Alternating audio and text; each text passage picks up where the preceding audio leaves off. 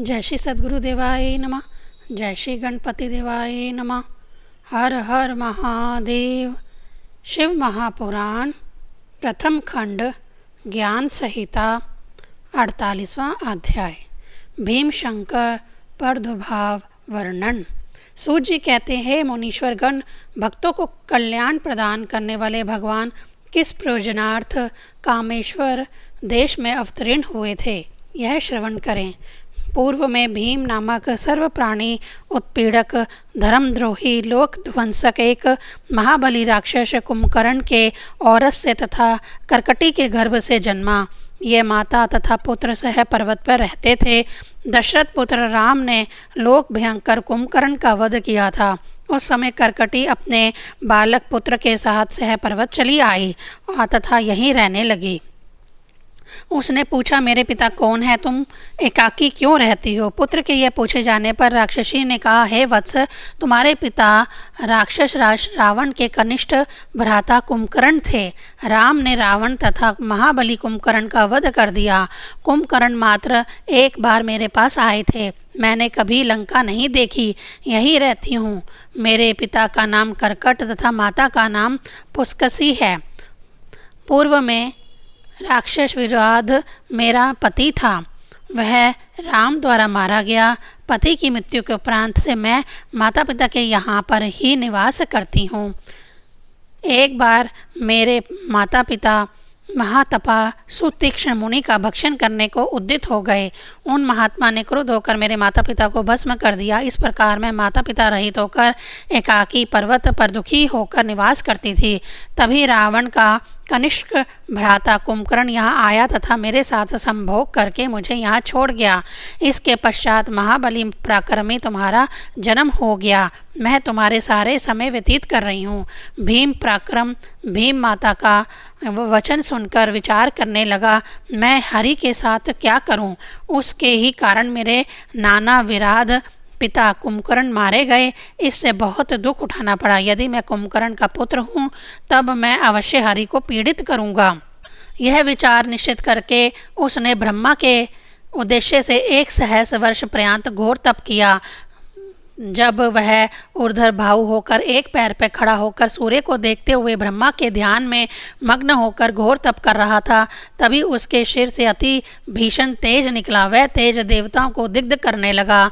तब देवगण ब्रह्मा की शरण में जाकर कहने लगे, हे ब्रह्मन, तपस्यारत भीम नामक राक्षस अपने तेज से लोक पीड़ा प्रद कार्य हेतु उद्यत है। हे पितामह, वह जो चाहता है उसे प्रदान करिए, नहीं तो वह दुरात्मा सभी को स्वतेज से दिग्ध तथा नष्ट कर देगा।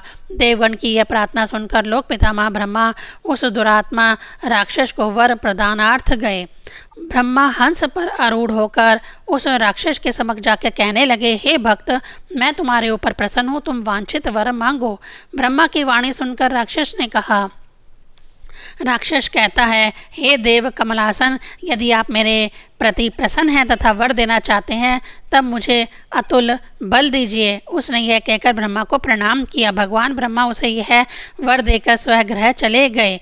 तब वह बलि राक्षस माँ के पास गया तथा माता को प्रणाम उपरांत कहने लगा, माता, अब मैं देवगण का उच्छेदन कार्य करता हूँ। यह कहकर वह राक्षस पहले काम रूप देश के राजा के यहाँ गया तथा उसको बांधा और उसका ताड़न करके राजा के हाथी, अश्व, रथ, छत्र, चामर, पालकी, यान आदि सब उपकरण छीन लिया। हे मुनीश्वर, उसने उस राजा के राज्य को हड़प दिया। उस दुरात्मा देव शत्रु राक्षस द्वारा श्रृंखलाबद्ध स्थिति में वह राजा, जो पवित्र, श्रेष्ठ, धर्म प्रिय एवं हरि प्रिय था, वह एकांत में उत्तम पार्थिव मूर्ति बनाकर शिव का भजन करने लगा। वह उस श्रृंखलाबद्ध स्थिति में ही स्नानादि कर्म मानसिक रूप से करता था तथा गंगा का मानसिक स्तवन पाठ करता। पूजा काल में वह मानसिक ध्यान, प्रणाम, स्तवन मुद्रा तथा आसन आदि क्रिया सहित सानंद मन से भगवान शंकर की आराधना करता था। वह प्रवण समन्वित नमः शिवाय पंचाक्षर मंत्र जप करता था। तब वह अन्य कोई कार्य नहीं करता था। यह सब कार्य वह शंकर की प्रिय कामना से ही करता रहता था। वह यह सब के कार्य केवल हित कामनार्थ करते थे। उनकी दक्षिणा नामक प्रिय पत्नी भी इसी प्रकार से शिव आराधन करने लगी। वे दंपति एकाग्रता पूर्वक परम भक्ति के साथ अभीष्ट देव शंकर की उपासना में निरत थे। हे मुनीन्द्र प्रवर गण, दूसरी ओर उस राक्षस ने तो समग्र धरती को वश में करके सनातन वेद धर्म, उपनिषद धर्म, स्मृति धर्म का लोप कर दिया। वह स्वयं सब कुछ का भोग करने लगा। ऋषि तथा देवता राक्षस से उत्पीड़ित होकर दुखी हो गए। सभी ने शिव की शरण ग्रहण किया। वे सभी पवित्र महाकोशी नदी तट पर पार्थिव प्रतिमा बनाकर साविधि पूजा करके कल्याणदाता भगवान शंकर को विविध स्तोत्र, स्तवन तथा प्रणाम आदि से संतुष्ट करने लगे। इस प्रकार स्तुति से प्रसन्न होकर भगवान शंभु ने देवगण से कहा, हे देवताओं, मैं प्रसन्न हो गया, वर मांगो, मुझे तुम लोगों का क्या कार्य करना है। उन्होंने यह सुनकर शंभु से कहा, हे देव, आप सब कुछ जानते हैं, आपसे कुछ अज्ञात नहीं है, तथापि आप श्रवण करें। हे देव, सदाशिव भीम नामक एक राक्षस देवताओं को अत्यंत उत्पीड़ित कर रहे हैं। आप कृपा पूर्वक उस दुष्ट राक्षस का वध करके देवगण का हित करिए। यह सुनकर शंकर ने कहा, यही हो। तब शंकर ने पुनः कहा, हे देवताओं, जिसने तुम लोगों को उत्पीड़ित किया है वही मेरे भक्त काम रूप के राजा को नित्य पीड़ित कर रहा है, अतः शीघ्र तुम लोगों का कार्य करूंगा। भगवान महेश्वर के कहने पर सभी देवगण परम आनंदित हो गए। तदंतर वे लोग अपने अपने आश्रम चले गए। भगवान महेश्वर भी प्रमथों के साथ देव हितार्थ चले गए। तभी कतिपय राक्षस अनुचर राक्षस राज के पास आए और उन्होंने कहा, हे राक्षस राज, आप द्वारा बंदी बनाया गया कामरूप का राजा पार्थिव शिवलिंग के सामने ध्यान मग्न होकर आप पर अभिचार कर रहा है। यह सुनकर जो इच्छा हो करें।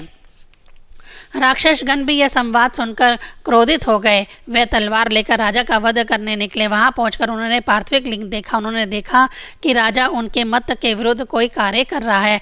यह देखकर पूजा के उपकरणों के सहित शिवलिंग उन्होंने चूर्ण करने का मन बनाया। उन्होंने राजा से कहा, राजा, तुम लोग क्या कर रहे हो? सत्य कहो, सच कहोगे तब तुम्हारा वध नहीं होगा, अन्यथा निश्चित यमलोक भेजा जाएगा। यह सुनकर राजा सत्यपाश ने यंत्रित होकर सोचने लगा कि जो होना है वही होगा। तब उसने कहा, इस पार्थिव लिंग में दयालु शंकर विराजित हैं। उनकी प्रतिज्ञा है कि जो मेरे भक्त को दारुण रूपेण पीड़ित करेगा, मैं उसके रक्षार्थ उस दुरात्मा का वध कर निसंशय करूंगा। वे इसका पालन अवश्य करेंगे। इस प्रकार राजा ने धैर्य धारण किया तथा उसने शंकर का ध्यान करके राक्षस से पुनः कहा, महाराज, मैं आपके अधिकार में हूँ, अतः जो इच्छा हो आप करें। मैं भगवान शंकर की उपासना करता हूँ, जो इच्छा हो करिए। राजा का कथन सुनकर महाप्रकर्मी भीम ने कहा, मैं शंकर को जानता हूँ, वह मेरा क्या करेगा। मेरे पिता ने उसे किंकर जैसा स्थापित किया था।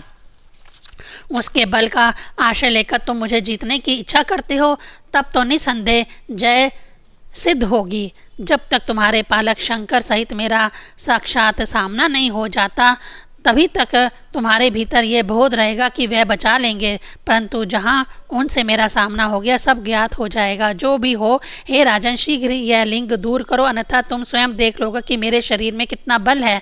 राजा ने यह सुनकर कहा, मैं पापी हूँ, शंकर को दूर रख दूंगा, परंतु वह सर्वोत्तम है, वह कभी मेरा त्याग नहीं करेंगे।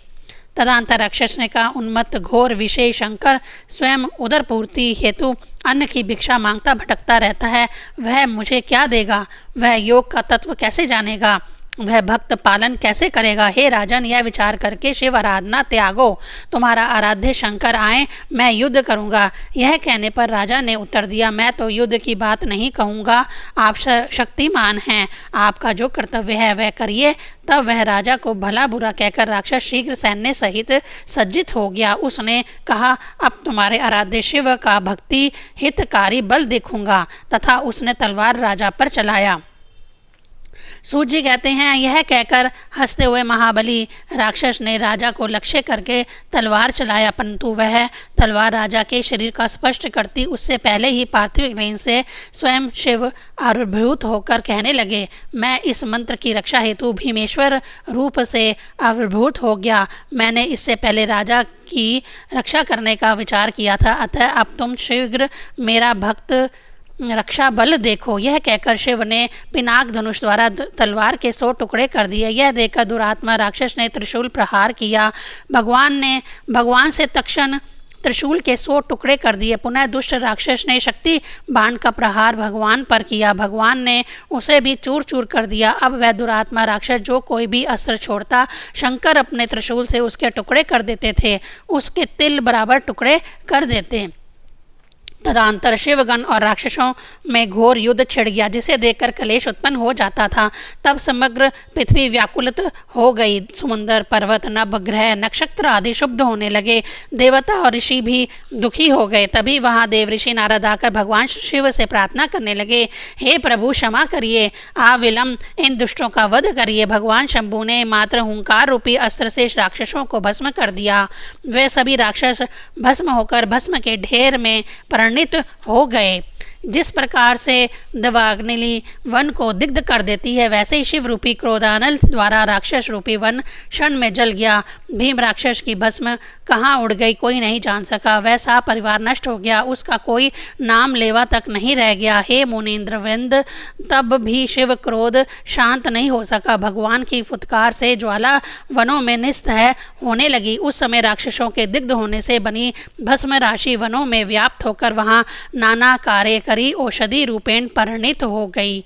इन औषधियों से रूपांतर, विषांतर, भूत प्रेत, पिशाच प्रभृति का दूरीकरण किया जाता है। कुंभुना, हे ब्राह्मण वृंद, पृथ्वी का ऐसा कोई कार्य ही नहीं है जो इन औषधि से संपन्न ना हो। तब देवगण ने वहां आकर प्रार्थना किया, हे प्रभु, आप अब शांत होकर लोक मंगलार्थ यहाँ अवस्थान करें। यह देश कुत्सित तथा ये औषधियाँ अतीव दुखप्रद है। आपका यहाँ दर्शन पाकर सबका सर्वतोभवेन कल्याण संपन्न होगा। आप यहाँ भीम शंकर नाम से सर्व सिद्धि प्रदाता रहेंगे। यह प्रार्थना सुनकर भगवान वहाँ अवस्थित हो गए। 48वां अध्याय संपूर्ण। ओम नमः शिवाय।